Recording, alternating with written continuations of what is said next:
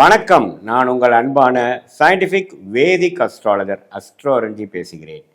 நல்லது நினைப்போம், நல்லதே நடக்கும். இந்த வீடியோவில் நம்ம என்ன பார்க்க போறோம்னா, ரிஷபராசிக்காரர்களுக்கு ஆகஸ்ட் 2026 எத்தகைய ஒரு மாதமாக, பலாபலன்கள் நிறைந்த ஒரு மாதமாக இருக்க போகுதுங்கிறத சயின்டிஃபிக் வேதிக் அஸ்ட்ராலஜி முறையில் எதையும் மிகைப்படுத்தாமல் உள்ளது உள்ளவாறு பரிகாரங்கள் அருள்வாக்கு சொல்ற மாதிரிலாம் போகாமல் ஒரு கிரகமும் ராசிக்கு இது மாதிரி இடத்துல சஞ்சரிக்கும் பொழுது, இந்த டிகிரியில சஞ்சரிக்கும் பொழுது இந்திய வேத ஜோதிட அடிப்படையிலான அறிவியல் சார்ந்த சாஸ்திரமாகிய நம்மளுடைய சாஸ்திரத்துல சயின்டிபிக்கா பார்க்கும் பொழுது, சயின்டிபிக் வேதிக் அஸ்ட்ராலஜி முறையில எப்படி பலன்கள் நமக்கு வரப்போகுது, ஷார்ட் டேர்ம் எப்படி இருக்க போகுது, லாங் டேர்ம் எப்படி இருக்க போகுது, இந்த ஆகஸ்ட் மாதம் எது மாதிரி விஷயமாக நாம எதிர்பார்க்கலாம் அப்படிங்கிறத துல்லியமா பார்க்க போறோம். இப்ப பாருங்க, ரிஷபராசிக்காரர்களுக்கு இந்த மாதம் ஆரம்பிக்கும் பொழுதே ராசி அதிபதியாகிய சுக்கிரன் 5ஆம் இடத்துல இருக்கிறார்.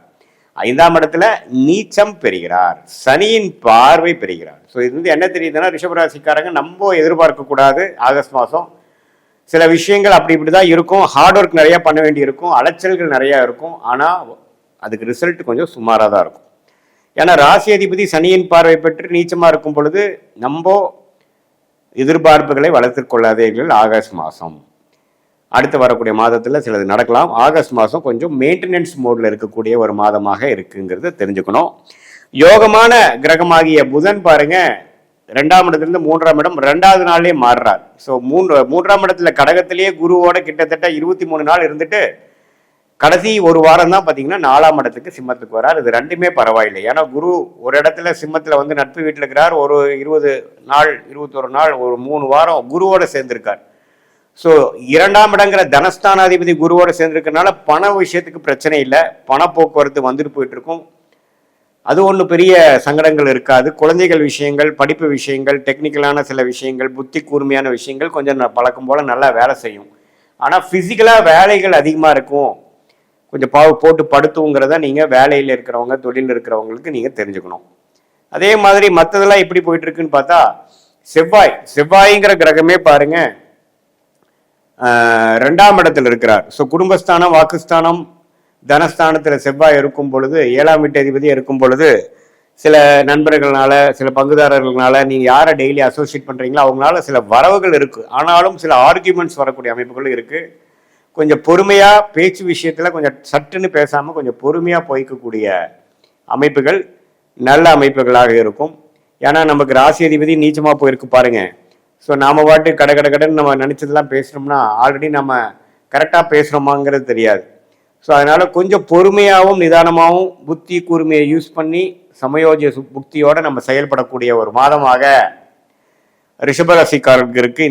இந்த காலத்தில் வந்து புதுசாக அதை ஆரம்பிக்கிறேன் இதை ஆரம்பிக்கிறேங்கிறதெல்லாம் கொஞ்சம் யோசிச்சு பண்ணணும். இல்லைன்னா அடுத்து வரக்கூடிய ராகுகதி பயிற்சிக்கு அப்புறம் பண்ணலாம். அதை வரக்கூடிய அடுத்த வீடியோவில் பார்க்கலாம். இந்த மாதம் நீங்கள் என்னன்னா பண விஷயம் இருக்கிறத அப்படியே மெயின்டைன் பண்ணிக்கலாம். என்னென்ன உறவுகள் சம்மந்தப்பட்ட விஷயங்கள், குழந்தைகள் சம்மந்தப்பட்ட விஷயங்கள், வியாபாரம், தொழில், அது மாதிரி விஷயங்களை பண்ணிக்கலாம். இந்த மாதத்தில் நம்ம வந்து வேலை மாறலாமா, இந்த நேரத்தில் நம்ம புதுசாக ஒன்று ஆரம்பிக்கலாமா அப்படின்னு கேட்டால் நோ. ஏன்னா நமக்கு ராசி அதிபதி பலமாக இல்லை. ஸோ அதனால் இப்போ நம்ம எடுக்கக்கூடிய முடிவுகள் கொஞ்சம் பின்வளைவுகளை கொடுக்கக்கூடிய அமைப்புகள் இருக்கக்கூடிய அமைப்பு இருக்கிறதுனால கொஞ்சம் பொறுமையாக விவேகமாக, வேகத்தை காட்டிலும் விவேகமாக செயல்பட வேண்டும் என்பதை நாம் தெரிந்து கொள்ள வேண்டும். மற்றபடி பார்த்தீங்கன்னா குருவின் பார்வை 11ஆம் இடத்துல இருக்க சனிக்கு விழுகிறதுனால, சனி 11 இருக்கிறது மிகப்பெரிய ஒரு சப்போர்ட்.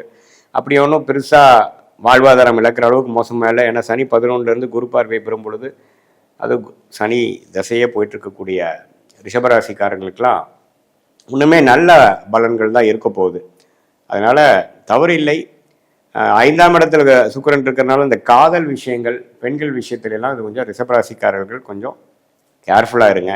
ஏன்னா சுக்கிரன் வந்து 5ஆம் இடத்துல வரார், நீச்சப்பட்டிருக்கிறார், சனியின் பார்வை பெறுகிறார். ஸோ அப்படிங்கிறப்போ கொஞ்சம் நமக்கு எல்லை மீறிய உறவு, ஒரு லீகலான ஒரு விஷயத்தில் இல்லாமல் கொஞ்சம் முறையற்ற சில விஷயங்கள், கள்ளக்காதல், அது மாதிரி விஷயங்கள் எல்லாம் கொஞ்சம் நடக்கக்கூடிய அமைப்புகள் அந்த மாதிரி இருக்கிறவங்களுக்கு வர வாய்ப்பு இருக்குது. அதுல எல்லாம் கொஞ்சம் பிரச்சனை ஆகாமல் இருக்கிறதுக்கு கேர்ஃபுல்லாக இருக்கணும். ஏன்னா செவ்வாயின் பார்வையும் பார்த்தீங்கன்னா சுக்கிரன் மேலே விழுகிறார். ஸோ சுக்கிரன் பார்த்தீங்கன்னா செவ்வாய் பார்வையும் பெறுகிறார், சனியின் பார்வையும் பெறுகிறார். அப்படிங்கிறப்போ உங்களுடைய ராசி அதிபதி ரொம்ப பாதிக்கப்பட்டிருக்கு. ஸோ அதனால் டக்குன்னு நம்ம முடிவு பண்ணி எமோஷன்ஸ்க்கு இடம் கொடுத்து உங்களுடைய விருப்பங்களை வந்து கொஞ்சம் கண்ட்ரோல்டாக வச்சுட்டு ரொம்ப இன்ஸ்டிங்டிவாக நம்மளுடைய விஷயத்தை வந்து போனோம்னா அதுக்கு சில பிரச்சனைகள் வரக்கூடிய அமைப்புகள் இருக்குது. கொஞ்சம் கவனமாக இருக்கணும். மற்றபடி பார்த்திங்கன்னா மாணவர்கள் நல்லா படிக்கக்கூடிய அமைப்பு, காம்படிட்டிவ் எக்ஸாம்ஸ் கிளியர் பண்ணக்கூடிய அமைப்பு, டெக்னிக்கலாக நிறையா விஷயம் கற்றுக்கக்கூடிய அமைப்பு, அதெல்லாம் நல்லா இருக்குங்க. அதே சமயத்தில் ஒரு கல்யாண விஷயங்கள், ஒரு அசோசியேஷன், ஒருத்தரோட சேர்ந்து ஒரு புதிய தொடர்பு வருவது, அது மாதிரி விஷயங்கள்லாம் வியாபாரம், அது மாதிரி விஷயத்துக்கு போய்க்கலாம். இந்த பெண்கள் விஷயங்கள், இந்த காதல் விஷயங்கள் மட்டும்தான் கேர்ஃபுல்லாக இருக்கணுமோ ஒழிய வியாபார விஷயங்கள்லாம் கொஞ்சம் நீங்கள் குருவின் பார்வை வந்து நல்லா இருக்கிறனால கண்டிப்பாக வந்து நீங்கள் ஒரு புதிய கான்டாக்ட் மூலமாக ஒரு ஆர்டர் எடுக்கிறது, ஒரு புதிய கான்டாக்ட் மூலமாக ஒரு ஜாப் ஆஃபர் நமக்கு கிடைக்கிற மாதிரி ஒரு இன்டர்வியூ அரேஞ்ச் பண்ணுறது, அது மாதிரி விஷயங்களாக குருவின் பார்வை 7ஆம் இடம் 9ஆம் இடம் 11ஆம் இடத்துல இருக்கிறதுனால கண்டிப்பாக சில லாபங்கள், சில நல்ல தொடர்புகளும் நமக்கு கிடைக்கும்.